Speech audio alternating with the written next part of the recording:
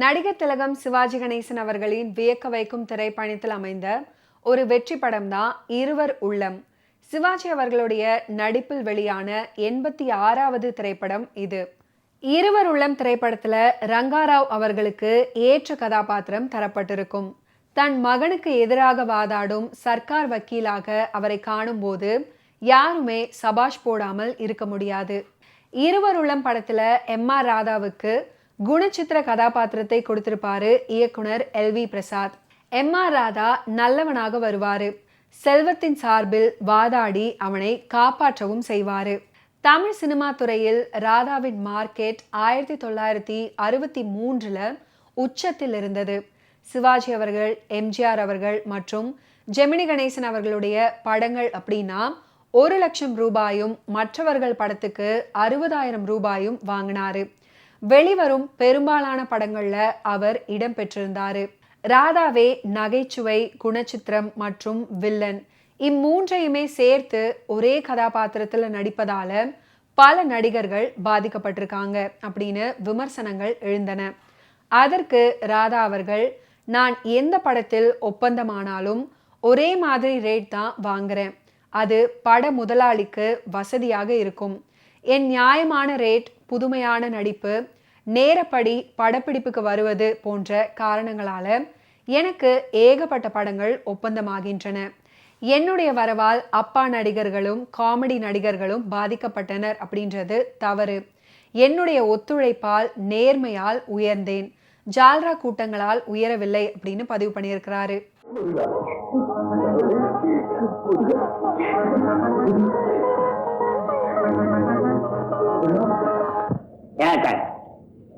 இந்த கல்யாணத்தை register marriage பண்ணிட்டாங்க.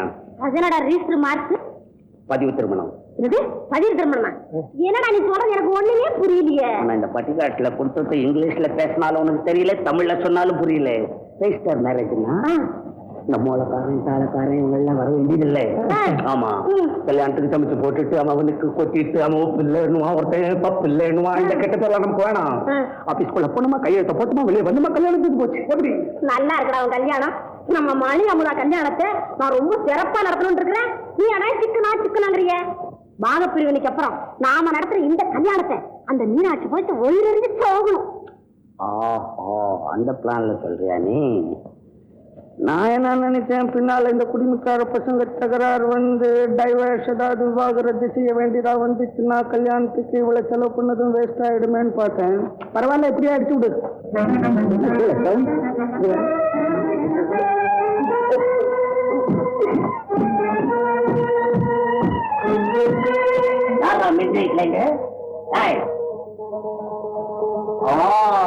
நீயா என்னடே இத வாடக்கூடாதுன்னு தான் இந்த வீட்டுல குறிப்பிட்டு வருவேன். எங்கேடா வந்து எதையா ஷூட்டிங் போறாங்கயா? என்னடா முறைக்கிற தீபாவளி கடை மாதிரி விபூதி திருட வந்திருக்கான். கும்பிடுறதுல கூட திருப்பி தந்தாரு. எப்படா கும்பிடுற? கையே இல்லையாடா, பழம் போடுறியா? கும்பிடுறான் வீட்டுல இருந்து கூடாது. இந்த சாக்கில் அடிக்கடி இங்க வர வேலை வச்சுக்க கூடாது, தெரியுமா? எங்களுக்கு வேலை நிறைய இருக்கு. இந்த டிபார்ட்மெண்ட்டை போய் நீ கவனிப்போ.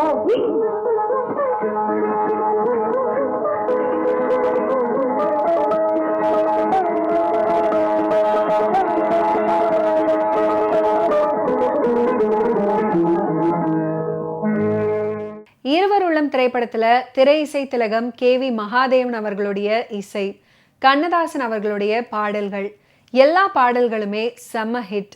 கேட்டுக்கொண்டே இருக்கலாம்.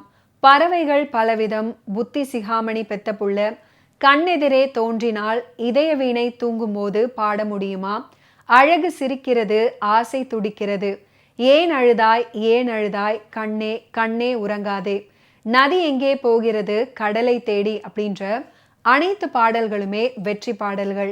புத்தி சிகாமணி பெத்த புள்ள படத்துல ராதாவுக்கான பாடல் இது. ஏ.எல். ராகவன் அவர்கள் பாடியிருப்பாரு. ராதாவுக்கான கரகர குரல்ல பாட வேண்டாம், இயல்பான குரலில் பாடல் இருந்தால் போதும் அப்படின்னு இயக்குனர் கேட்டபடியே பாடி கொடுத்தாரு ராகவன். எனக்கு இப்படி ஒரு பாட்டா, இதுல நான் நடிச்சா மக்கள் ஏத்துக்க மாட்டாங்க, நல்லா வராது அப்படின்னு மறுத்திருக்கிறாரு ராதா. நான் பாட்டை எடுத்துடுறேன், அதை மட்டும் கட் செஞ்சு உன்கிட்ட போட்டு காட்டுறேன், நீ நல்லா இருக்குன்னு சொன்னா படத்துல வச்சுக்கிறேன், இல்லைன்னா தூக்கிடலாம் அப்படின்னு சொல்லியிருக்கிறாரு பிரசாத் அவர்கள். ஒப்புக்கொண்டிருக்கிறாரு ராதா. நடிகை முத்துலட்சுமியுடனும் ஏராளமான குழந்தைகளுடனும் ராதா அவர்கள் பாடுவது போல் பாடல் படமாக்கப்பட்டது. பாடலை ராதா அவர்களுக்கு போட்டு காட்டினாரு இயக்குனர் பிரசாத். அதை பார்த்ததுமே ராதா அவர்கள் கண் கலங்கி பிரசாத் அவர்களை பாராட்டியிருக்கிறாரு. அப்பாடல் குடும்ப கட்டுப்பாடு பிரச்சார பாடலாக பட்டி தொட்டி எங்கும் ஒலித்தது.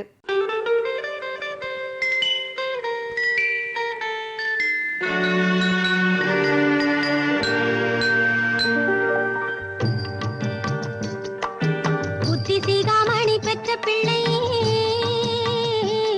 இது புன்னகை செய்யுது சின்ன பிள்ளை,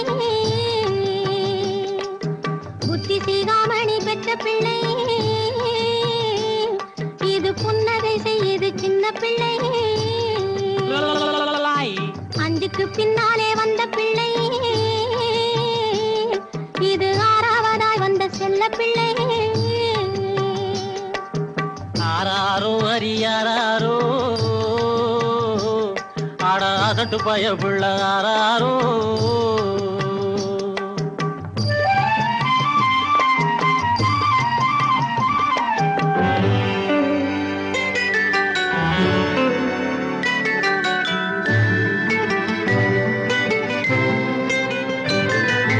புருஷன் மனதிலே பூத்திருந்தேன், ஆமாமா தினம் பொழுதும் இரவுமாய் வாழ்ந்திருந்தேன், ஆமாமா வருஷம் ஒரு பிள்ளை பெற்றெடுத்தேன் இப்போ வயசு 26 ஆச்சு, வருஷம் ஒரு பிள்ளை பெற்றெடுத்தேன் இப்போ வயசு 26 ஆச்சு. ஐயையோ ஐயையோ ஆராரோ உங்க அம்மா கதையை நீ கேளாயோ. ஆராரோ அரியாரோ ஆடாதட்டு பய பிள்ளை ஆராரோ.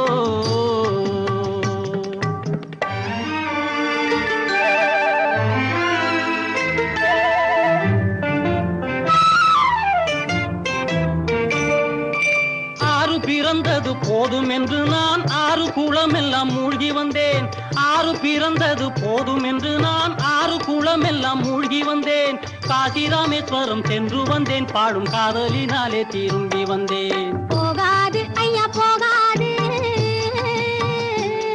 எங்கு போனாலும் ஆசை போகாது, ஆராரோ அரியாரோ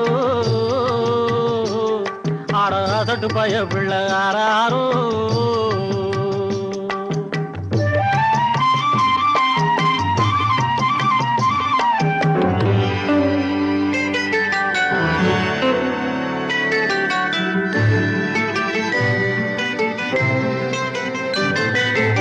ஆசைக்கு பிள்ளை ஆராய்ச்சி ஆராய்ச்சி, இனி அடுத்து தடை செய்ய ஆராய்ச்சி ஆராய்ச்சி, நாம ஆசையுடன் பேசினாளாச்சே, ஆபத்து அங்கேதான் உருவாச்சு, ஆசையுடன் பேசினாளாச்சே, ஆபத்து அங்கேதான் உருவாச்சு, ஆனாலும் தூண்டுது உன் பாட்டு, இனி அடுத்தது நீ என்னை தாராட்டு. நடிகை டிபி முத்துலட்சுமி கலங்கமில்லாத சிரிப்பு, எதை பற்றியுமே கவலை கொள்ளாத அசட்டையான நடை, வில்லத்தனம் சில நேரங்கள்ல எட்டி பார்த்தாலும் பல நேரங்கள்ல அசட்டுத்தனமும் அறியாமையும் வெளிப்படும் விதமான கதாபாத்திரங்களை தாங்கி அதை வெற்றிகரமாக வெளிப்படுத்தி ரசிகர்களை மனம் விட்டு சிரிக்க வைக்கும் நடிப்பு. இந்த ஒட்டுமொத்த கலவையின் மறுபெயராய் விளங்கியவர்தான் நகைச்சுவை நடிகை டிபி முத்துலட்சுமி அவர்கள். ஏறத்தாழ 300 படங்களுக்கு மேல நடிச்சதுக்கு அப்புறமும் அதே எளிமையுடன் விளங்கியவர்.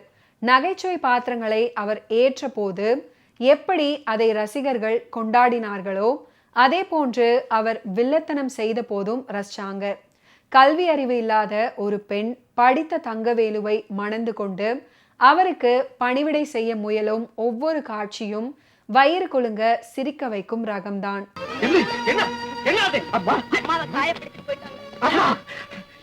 இந்த கொடுமையை செய்தது மருத நாட்டு வீரர்கள். என்னை பற்றி கவலைப்படாது, ரத்னாவையும் குழந்தையையும் தூக்கி கொண்டு போய்விட்டார்கள். ரத்னாவா? நான் சொன்ன பெண் தான் அவள். இப்போதுதான் அவள் யார் என்று தெரிந்தது. முன்பே அவள் சொல்லியிருந்த இந்த கதி வந்திருக்காது. அண்ணே, வீரகேச ஆட்களாக இருக்க முடியும். இருக்கும் வீரகேசா, நீ என் மனைவியை சிறையெடுத்து போனது நான் உரையெடுத்த வாளை உடன் எடுத்து வர வேண்டும் என்பதற்காகத்தான். தம்பி, போர்தாங்க தனியா போக வேண்டாம், படையுடன் போங்கள். பார்த்திப மன்னரை காக்க உங்கள் படை உதவட்டும். என் கூர்வாள் ஒன்று போதும் அவன் பெயரை இனி யாருமே கூறாமல் செய்வதற்கு. அம்மா, உங்கள் மகன் அறப்போர் புரிய போகிறான். இதில் இருப்போர் யார் இறப்போர் யார் என்று சொல்ல முடியாது. எனக்கு விடை கொடுத்து அனுப்புங்கள். வெற்றி திலகமாக மகனே. அம்மா, அம்மா! என் நாட்டின் ஒரு சிறு உயிருக்கு வென்னால் தீங்கு வரக்கூடாது என்பதற்காக துன்பங்களை தேனாக சுவைத்தேன். தீக்கணல்களை மாலையாக அணிந்தேன். என் வாழ்வின் தீபத்தை பறிகொடுத்தேன். என் தெய்வத்தை இழந்து விட்டேன். என் தாய் பாலோடு ஊட்டிய வீரத்திற்கும் என் தோளோடு ஒட்டிய தீரத்திற்கும் இன்றுதான் வேலை வந்துவிட்டது. என் தாயின் மீதானை, அவர்கள் சிந்திய ரத்தத்தின் மீதானை, என் தாய் நாட்டின் மீதானை, என் உடலிலே உயிரும் அந்த உயிருக்கு சிறு அசைவும் இருக்கும் வரை வீரகேசியை தரித்து நின்றே வீழ்த்துவேன். நதி எங்கே போகிறது அப்படின்ற ஒரு ஃபென்டாஸ்டிக்கான பாடல் இருவர் உள்ளம் திரைப்படத்துல இடம் பிடித்திருக்கும். இந்த பாடலை TM சௌந்தரராஜன் அவர்கள் மற்றும் P. சுசீலா அவர்கள் இணைந்து அற்புதமாக பாடியிருப்பாங்க. பாடலுக்குண்டான வரிகளை கண்ணதாசன் அவர்கள் எழுதியிருப்பாரு. நதி எங்கே போகிறது, கடலை தேடி, நாள் எங்கே போகிறது, இரவை தேடி, நிலவெங்கே போகிறது, மலரை தேடி, நினைவெங்கே போகிறது, உறவை தேடி.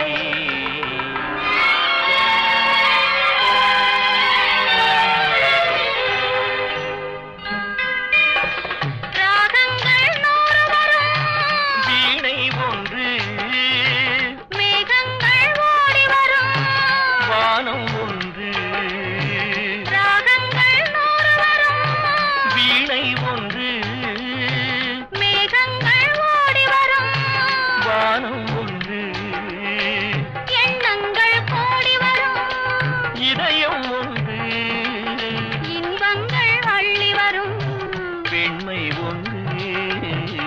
நதி எங்கே போகிறது, கடலை தேடி.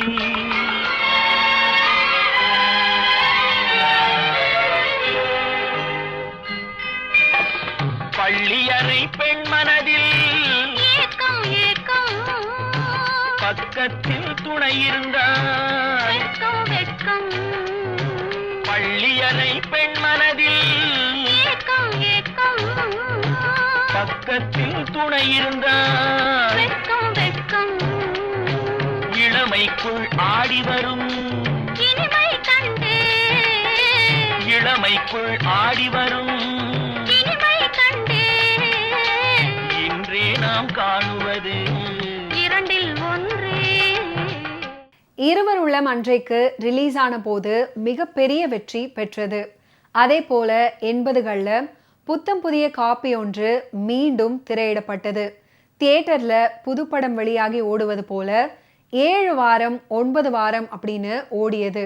அது மட்டுமா, அந்த தியேட்டர் முடிந்து வேறொரு தியேட்டருக்கு வந்தபோது இணைந்த 61வது நாள் எனும் போஸ்டர்களை பார்க்க முடிந்தது. ஏன் உங்க அம்மாவை கடந்த பேச்ச மாதிரி என்ன டாக்டர் அம்மா கிட்ட பயப்படாம எப்படி இருக்கு? தப்பு பண்ணிட்டு வந்துட்டு அப்புறம் அவள தைரியம் இல்லாம ஏன் அந்த காரணத்தை தெரிஞ்சிருக்க? டாக்டர், நான் என்ன உன்ன மாதிரி கிழவனா? வாலிபன், அதான் தப்பு வாலிபன் தானே.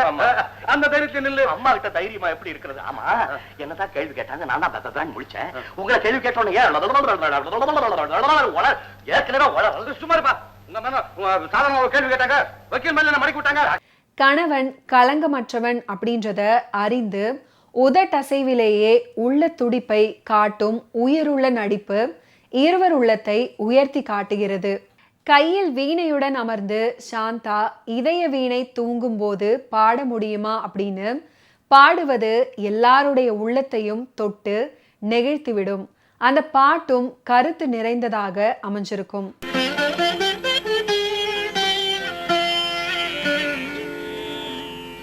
இதய வீணை தூங்கும் போது பாட முடியுமா?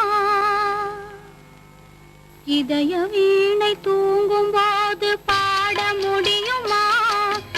இரண்டு கண்கள் இரண்டு காட்சி காண முடியுமா?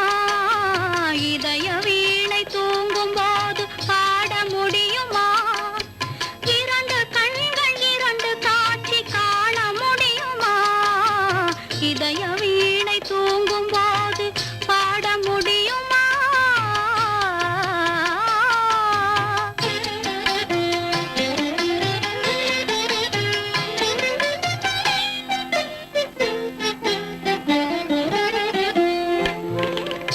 உதடு சிரிக்கும் நேரம் உள்ளம் சிரிக்குமா? உருவம் போடும் வேஷம் உண்மையாகுமா? உதடு சிரிக்கும் நேரம் உள்ளம் சிரிக்குமா? உருவம் போடும் வேஷம் உண்மையாகுமா? விளக்கை குடத்தில் வைத்தால் வெளிச்சம் தோன்றுமா? விளக்கை குடத்தில் வைத்தால் வெளிச்சம் தோன்றுமா? வீட்டு குயிலை கூட்டில் வைத்தால் பாட்டு பாடுமா? பாட்டு பாடுமா? இதய வீணை தூங்கும் போது பாட முடியுமா? இரண்டு கண்கள் இரண்டு காட்சி காண முடியுமா? இதய வீணை தூங்கும் போது பாட முடியுமா?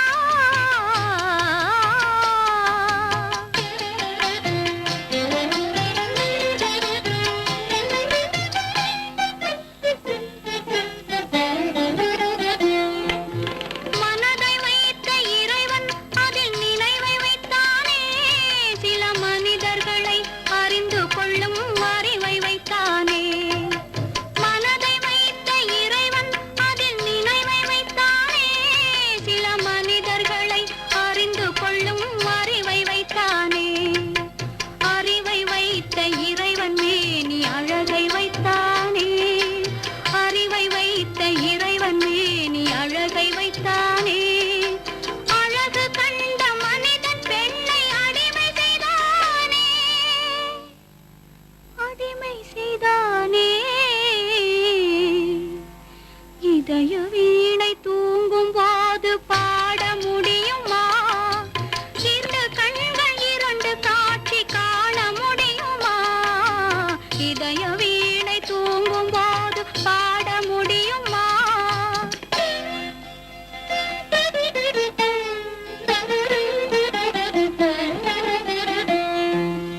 உருகிவிட்ட மெழுகினிலே ஒளியேது? உடைந்துவிட்ட சிலையினிலே அழகேது? பழுதுபட்ட கோவிலிலே தெய்வமேது? பனி படர்ந்த பாதையிலே பயணமேது? இதய வீணை தூங்கும் போது பாட முடியுமா? ஓகே வியூவர்ஸ், இன்னைக்கு நிகழ்ச்சியில் நடிகர் திலகம் சிவாஜி கணேசன் அவர்களுடைய ஃபிலிம் கெரியரில் நடந்த பல இன்ட்ரெஸ்டிங்கான விஷயங்களை நீங்கள் பார்த்து தெரிஞ்சிருப்பீங்க. மீண்டும் அடுத்தடுத்த எபிசோட்ஸில் சந்திப்போம். நன்றி, வணக்கம்.